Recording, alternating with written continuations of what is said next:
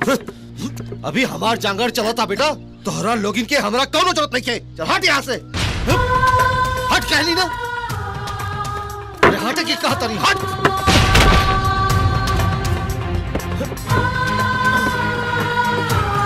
थेथर कहीं के।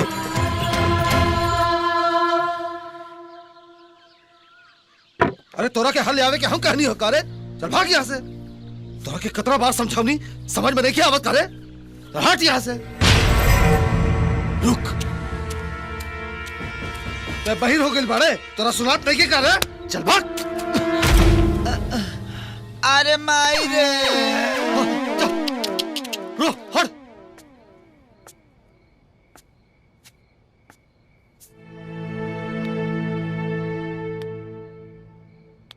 अरे चल हट रे भग चुनहरा।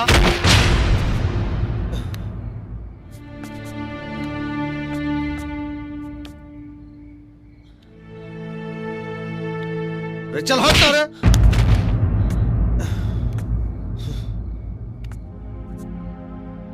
ते हमरा के चैन से ना सुते देबे।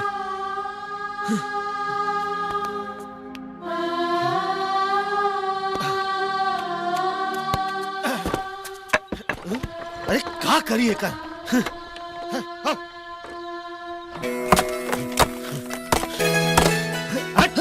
क्या करी रे कर, भाग यहाँ से।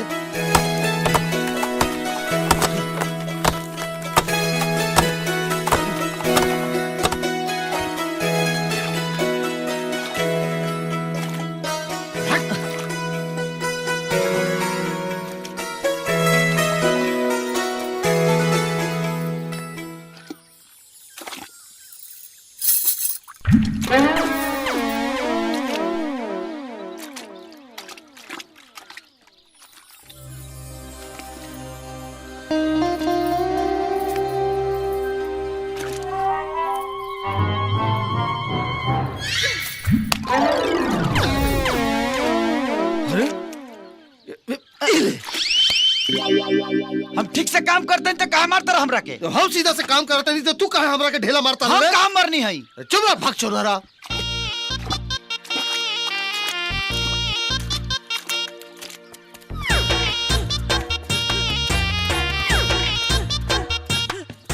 किशन, हमके तरह से जरूरी बात करे के बा।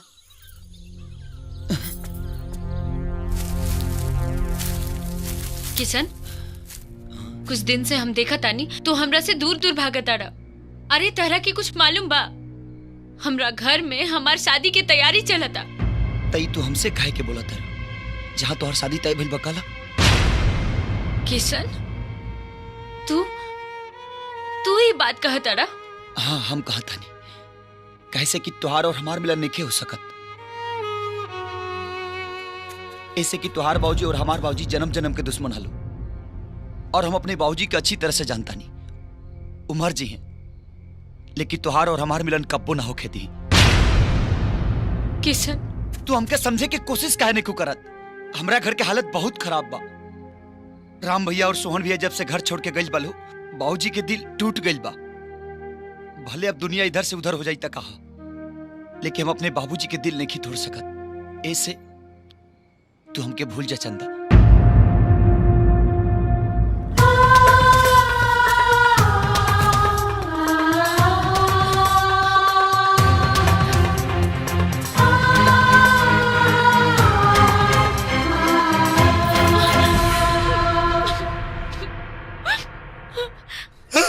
अरे ठीक से चला रे, जल्दी जल्दी चल।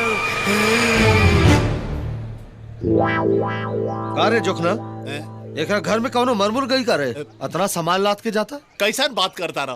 बिया घर के मरनी घर बनाओ तारा। बियाह केकर बियाह रे? तोहरा मालूम नहीं खे? ना। ओकर बेटी चंदा के बियाह। कहा चंदा के बियाह? आ लगी काका। अरे खुश रहा बबुआ, एने कैसे? अरे बसुआ, रमेश्वर पाड़े के 2 लाख रुपया देवे के रहला तो अपन पैसवा मांगा गए नहीं तोरा से। हम तो तोरा से कहले रहने ना कि 2 साल में चुका देब कह के। लेकिन पैसा का जरूरत अभी बाना काका। लेकिन अभी तो हमरा लगे पैसा नहीं है बाबू। तो कोनो बात ना, अरे मकान खाली कर डालो, मकान बेच के हम अपन पैसा ले ले। बनवारी हमरा पर भरोसा रखा, हम थोड़ा थोड़ा करके तोहार पाई पाई चुका दे। कहाँ से चुकाई बा काका है? तोहर दोनों बड़का बेटा तोहर मुंह पे थूक के चल गए सन। अब वो पैसा दिए है ना है?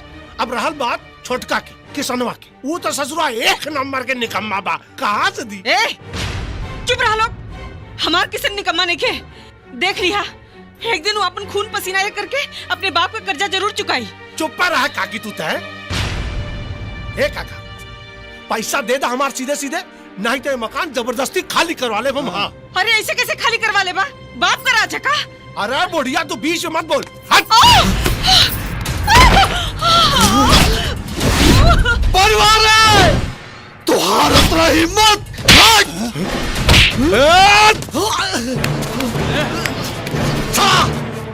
बांध कर रखे। अरे गाड़ी में बांधा, गाड़ी में बांध कर रखे।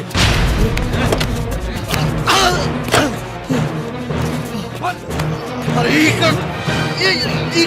कहता अरे छोड़ा हम रखे। अब पता चली बनवारी के थप्पड़ मरले का अंजाम। ले चला कर रखे, चल चुलबुल। अरे छोड़ा हम रखे। किसन के बाबूजी छोड़, छोड़ के रखे, छोड़, छोड़ रखे, छोड़, छोड़, अरे कलावती किसन के बाबूजी छोड़, जो बचा ले। अरे छोड़ा हमरी के रे। किसन के बाबूजी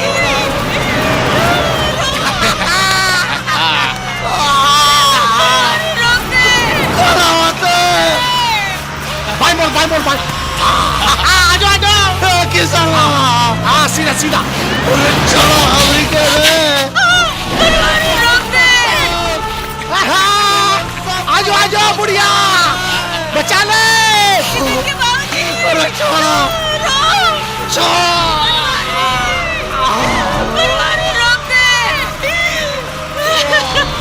आजो दौड़ मर जाई, बचा ले बुढ़िया।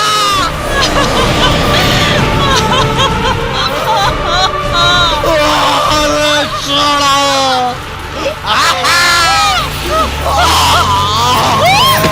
गिर गई बुढ़िया, घुमा गाड़ी घुमा घुमा। चढ़ा दे बुढ़िया पे, चढ़ा दे। दड़ा दड़ा बुढ़िया के। अरे रुका अरे छोड़ा हमरी के। कलावती अरे कहानी रोका। चढ़ा दे।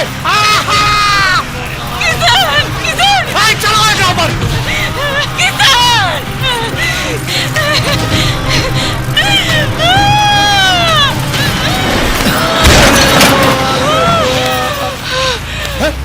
रोक रे रोक। बेटा बेटा भौजी के बच्चा। घुमा घुमा गाड़ी घुमा घुमा गाड़ी।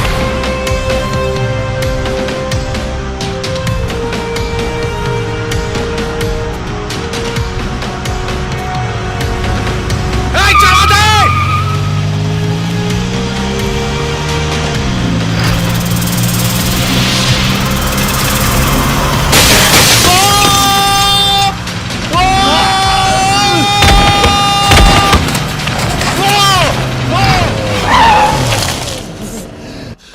बाबूजी बाबूजी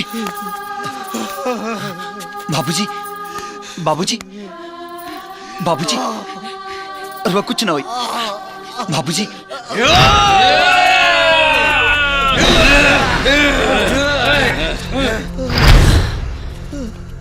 अब तू लोग ना, अब हम आए टोनी के पास।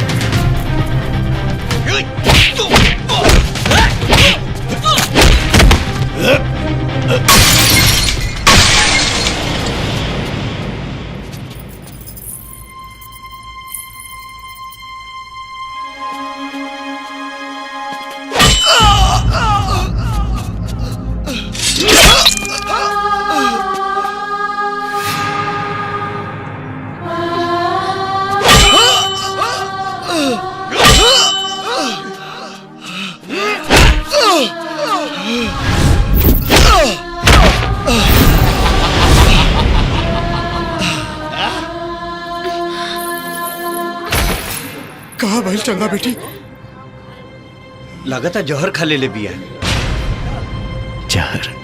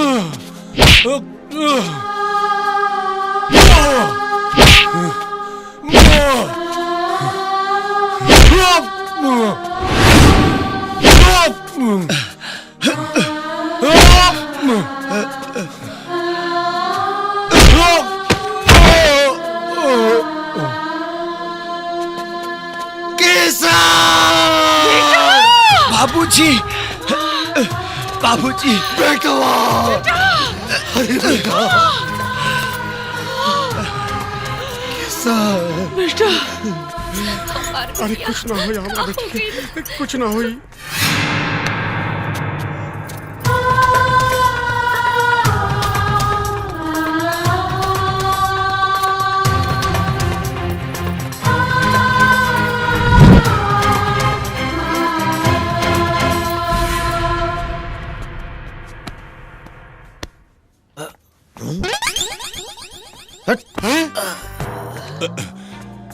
तोहर बेटी कैसन बिया? इलाज चला था। तोहर बेटा कैसन बा? इलाज चला था। सारा गांव में हल्ला हो गइल बारे कि किसन तोहरा बेटी के चक्कर चला था। ई सुन के सारा बाराती भाग गेलन सन। चंदा के बाबूजी, चंदा के होश आ गइल बा। हाँ।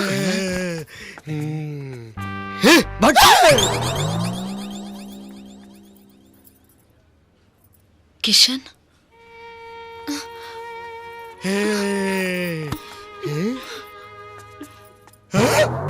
अरे हेने होने कहा देखा तारू? सूझ जा बेटी, सूझ जा।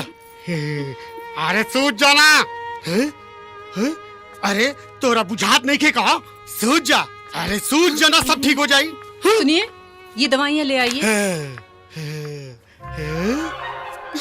सूझ जाना। धीरज धर। ए जी, किशन के होश आ गई। अच्छा, हाँ।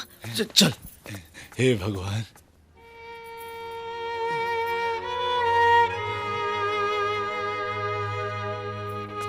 अरे अरे बेटा, ज्यादा उछल कूद मत कर बेटा, सूझ जा। आराम कर बेटा, सूझ जा। अरे सुधत काहे नहीं खेरे? अरे रुआ काहे डांटता नहीं हमरा लड़का के? अरे डांटी ना तो का करी? देखत नहीं खू, एक तो चोट लागल बा और ऊपर से लड़की देखा था। पेट में लगल बा, आंख में थोड़ी लगल बा। अरे आँख बंद कर, दोनों आँख बंद कर। आँख खोल बेटा, दोनों आँख खोल। का करता नहीं रुआ? इतना सुंदर लड़की बिया, जात बिरादरी का बिया, देखी ना तो का करी? अरे तय का सुनो तारे रे? तो का करी, हमरा लग बात होता तो। सुत। अरे तू भी सुता। अरे सुता। हाँ।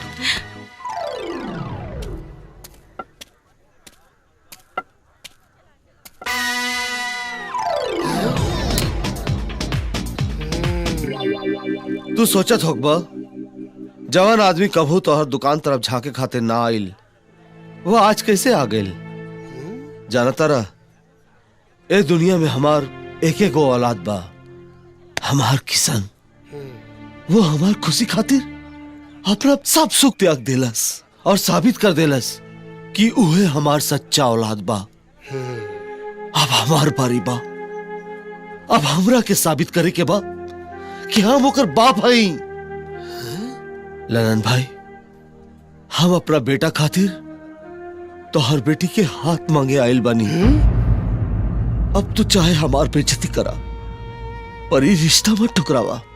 चंदा के भाई, ए चंदा के भाई, अरे हमार समधी आयल बाड़े, अरे पानी आनी ले आवा। अब ये समधी से गले मिला तानी तब बियाह में का करब। ओम मंगलम भगवान विष्णु मंगलम गरुड़ध्वज मंगलम पुंडरीकाक्षाय मंगलाय तरुणहरि वक्रतुंड महाकाय सूर्यकोटि समप्रभ निर्विघ्नं कुरु मे देव सर्वकार्येषु सर्वदा।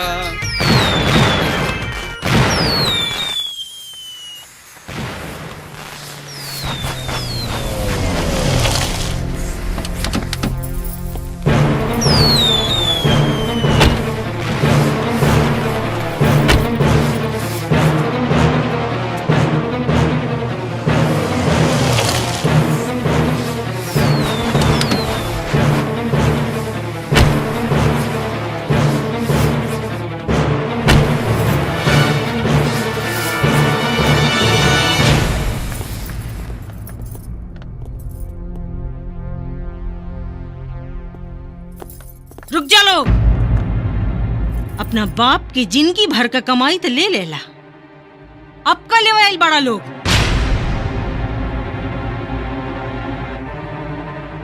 ये घर का सुख शांति और मान मर्यादा कुल तो पहलवे बेच के खा गए बड़ा लोग, अब का बेचे आइल बड़ा।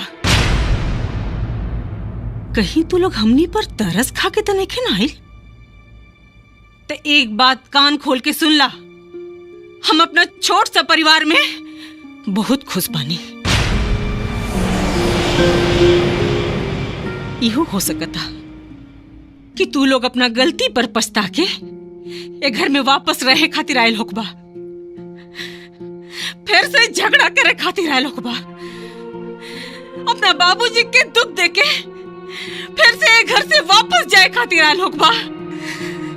तो जा, जौने गाड़ी में बैठ के आयल बड़ा लोग, जा वही गाड़ी में बैठ के यहाँ से चल जा।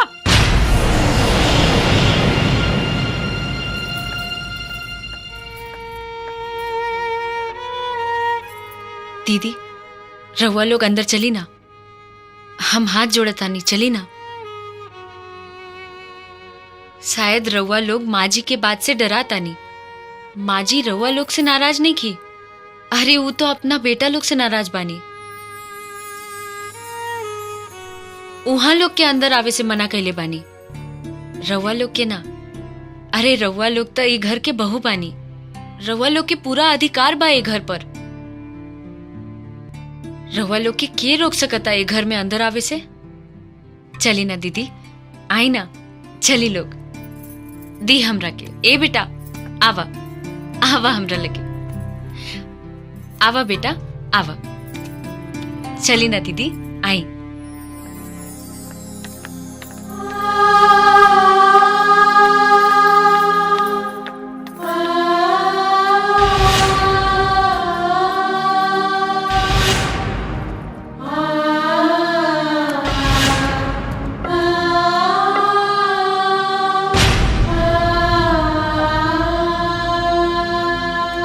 अब का तोहरा लोग इनके हाथ गोड़ जोड़ी तबे भीतर जाइबा। बाबूजी, हमने के माफ कर दी बाबूजी, हमने के माफ कर दी बाबूजी।